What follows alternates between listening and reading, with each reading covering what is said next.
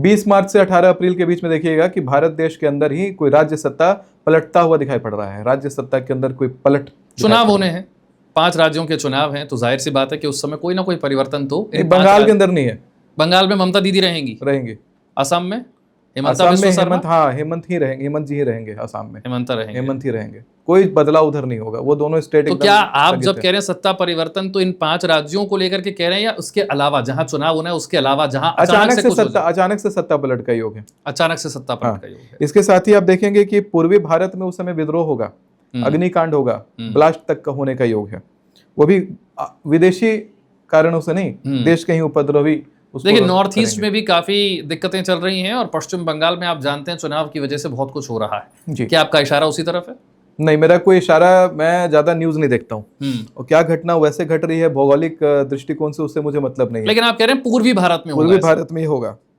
Middle east में उसी समय जो उत्पात अभी शांत हो गया है, मिडिल ईस्ट में उत्पात अचानक बढ़ जाएगा। इजराइल हमास, 20 मार्च के बाद उत्पात बढ़ जाएगा। जो शांत हो रहा है वो बढ़ेगा। ईरान में भी दिक्कत हो सकती है, अमेरिका ईरान पर अटैक की तैयारी कर रहा है। 18 अप्रैल से 16 मई के बीच में उसी उत्पात का रिजल्ट रहेगा। मिडिल ईस्ट में सत्ता पलटेगी। ईरान में अभी सत्ता पलटेगा, फिर 16 जून से 14 ये मिडिल ईस्ट में ही है। मिडिल ईस्ट में फिर सत्ता पलटेगा। 2 बार सत्ता पलट का योग है। एग्जैक्ट इसी डेट ड्यूरेशन में है।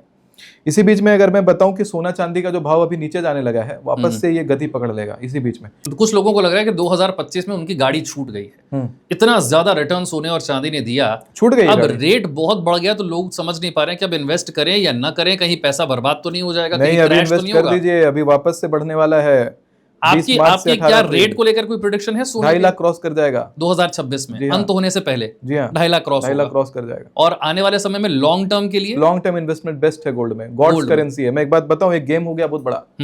लोग समझ नहीं पाए और पीछे से गेम हो गया है। गेम क्या हुआ कि अचानक से ये जो रेट बढ़ के 4.10 पहुंच गया था सिल्वर का, इसका एक बहुत बड़ा गेम ये बना कि लोग पैनिक होकर के, जैसे ही रेट गिरने लगा इसका तेजी से 60,000 65,000 का रेट से रेट गिरा, तो उस समय लोगों ने पैनिक होकर के अपना जो पुराना खानदानी रिजर्व था सिल्वर का, गोल्ड का, लोग निकाल करके बेच के आ गए। और बेच करके क्या मिला उनको? मैं धारक को फलाना रुपए अदा करने का वचन देता हूँ, एक वचन लेके आ गए वहां से, नोट। अब देखिए क्या होगा कि इंटरनेशनल जियोपॉलिटिकल टेंशन जैसे ही बढ़ेगा तो लोग अब निर्धन हो चुके हैं और उनका पूरा धन है सरकार के पास में या इंटरनेशनल गवर्नमेंट, क्योंकि ये इंटरनेशनली हुआ है, नेशनल नहीं हुआ है, इंटरनेशनल लेवल पे ये चीज हुआ है। तो इंटरनेशनल गवर्नमेंट के पास जो भी चीजें तो सत्ता को कंट्रोल करेंगे, उसके पास अब लोगों का कंट्रोल है, क्योंकि लोग को 1 मिनट में चाहे तो वो भुखमरी से मार सकते हैं, किसी देश को भुखमरी से मार सकते हैं, क्योंकि जिसके पास गॉड्स करेंसी नहीं है, भगवान का दिया हुआ धन है नहीं जिसके पास, वो जो सरकार है, आपने देखा एप्स्टीन फाइल आया, ऐसा लगता है देख करके जैसे नर पिशाचों का शासन पूरी दुनिया पे चल रहा हो और पूरी दुनिया को कोई नकारात्मक शक्ति कंट्रोल करती हो। ऐसी चीजें हुई हैं और बहुत बड़ा केओस होने वाला है, तभी इतना बड़ा गेम खेला गया है। क्या केओस होने वाला है? अभी देखिए ना, मार्च अप्रैल और मई अपने बैंकों में पैसा मत रखिएगा। मोटा पैसा अगर बैंक में है निकाल लीजिए, क्या उससे गोल्ड या सिल्वर खरीदे। बहुत बड़ा बैंक रिलेटेड केओस शुरू होने वाला है।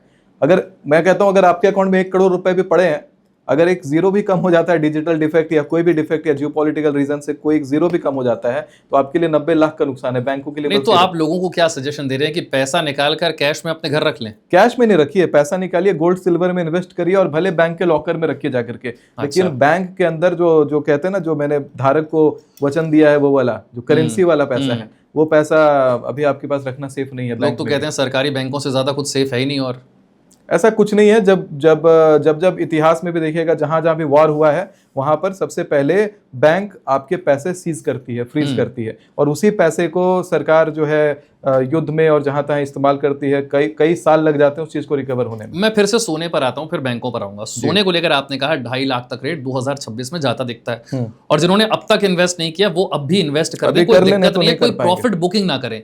ये ना करें कि रेट बढ़ गया तो सोना बेच दिया, पैसा ले लिया और आपने सोचा कि मेरा प्रॉफिट हो गया। ये ना करें, आप सोना खरीद के रखें, ये फायदा देगा। चांदी भी, सोना और चांदी दोनों पे मैंने बोला है, और तांबा भी। मेटल में इन्वेस्टमेंट 2026 में बहुत फायदा देने वाला है। अगर अभी मेटल में इन्वेस्टमेंट करना भूल गए तो अगले साल पछताएंगे। अगर आपके पास पैसा है थोड़ा बहुत इन्वेस्ट करने के लिए, तो सोना और चांदी दोनों। मेरे बताए हुए लोगों ने 5-5 टन चांदी खरीदा है। 5-5 टन ट्रक चांदी लिया लोगों ने। जब मैंने दिसंबर में पॉडकास्ट रिलीज किया था तो ट्रक भर के लोगों ने चांदी खरीदा है। ऐसे लोग। आपको क्रैश को लेकर कोई डर नहीं है? मुझे क्रैश को लेकर के कोई डर नहीं है। आपने सोने के रेट जी न्यूज देखिए, मेरा रोज वीडियो चला रहा है, बार बार रिपीटेड चल रहा है न्यूज चैनल। आपने 2.5 लाख सोने के रेट को लेकर एक प्रेडिक्शन दी है, चांदी के रेट को लेकर कोई प्रेडिक्शन है आपका 2026? चांदी को लेकर के जो प्रेडिक्शन मैं शुरू से कह रहा हूँ कि 7 लाख का आंकड़ा टच करेगा, वो करेगा। क्या वो इसी साल में करेगा? चांसेस बहुत हाई है इस साल का। 7 लाख। 7 लाख। अब जब हम बात कर रहे हैं तो करीब 2, सवा 2, 2.5 लाख के बीच में ये रेट चल रहा है। 7 लाख तक आप सोच रहे हैं 2026 में जा सकता है। जी। कॉपर को लेकर बात बहुत कम होती है, लेकिन आपने बिल्कुल ठीक कहा।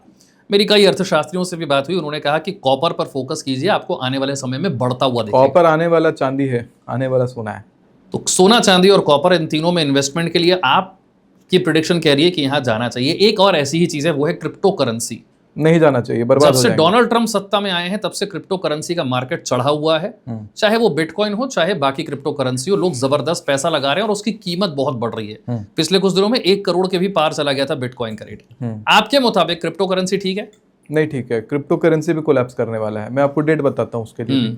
मैंने डेट निकाला है, ये जो आपका ड्यूरेशन आएगा 13 अगस्त से लेकर के पूरा साल मार्केट क्रैश करता रहेगा क्रिप्टो करेंसी। और लॉन्ग टर्म के लिए भी ठीक नहीं, लॉन्ग टर्म के लिए ठीक नहीं है। दुनिया कहती है कि आने वाले समय की करेंसी क्रिप्टो करेंसी होगी, डिजिटल करेंसी होगी। क्या आप इस बात को मानते हैं? नहीं, बहुत बड़ा स्कैम है। नहीं है, नहीं है। क्रिप्टो में भारत के लोगों को नहीं जाना चाहिए। नहीं जाना चाहिए, भारत के किसी को नहीं जाना चाहिए। अभी 13 अगस्त के बाद मैं बता रहा हूँ, जियो पॉलिटिकल स्तर पे क्रिप्टो का मार्केट डाउन है। 13 अगस्त के बाद से, 13 अगस्त 2026 के बाद से। ठीक है। ऐसे ही भारत में स्टॉक मार्केट में खासतौर से कोविड के बाद बहुत लोगों ने इन्वेस्ट किया, क्योंकि बहुत लोगों के कामकाज बंद हो गए, नौकरियां चली गई। जो लोग घर बैठ गए, उन्हें समझ नहीं आया कि वो क्या करें, अपने थोड़े बहुत पैसे का इस्तेमाल करके लोगों ने स्टॉक मार्केट में इन्वेस्ट करना शुरू किया। स्टॉक मार्केट अच्छा खासा बढ़ा भी। पिछले 1 साल में बहुत ज्यादा मूवमेंट नहीं है हमारे स्टॉक मार्केट में। आपके मुताबिक 2026 में स्टॉक मार्केट को लेकर क्या प्रेडिक्शन है? देखिए, 12 सितंबर से 10 अक्टूबर के बीच में 2026 शेयर मार्केट में कोई एक फेक न्यूज सर्कुलेट करेगी, झूठा न्यूज, और उस न्यूज के चलते लोग दबा के अपना जो है स्टॉक बेचेंगे और शेयर मार्केट क्रैश करेगा, कोलैप्स करेगा। पहला तो ये। अभी 20 मार्च से लेकर के 18 अप्रैल के बीच में शेयर मार्केट में इन्वेस्ट करना फायदा देगा। 20 मार्च से 18 अप्रैल में स्टॉक मार्केट में इन्वेस्ट करते हैं तो फायदा देगा, लेकिन बैंक सेक्टर में नहीं करना है, खाने पीने के सेक्टर में नहीं करना है, ये वोलेटाइल रहेगा।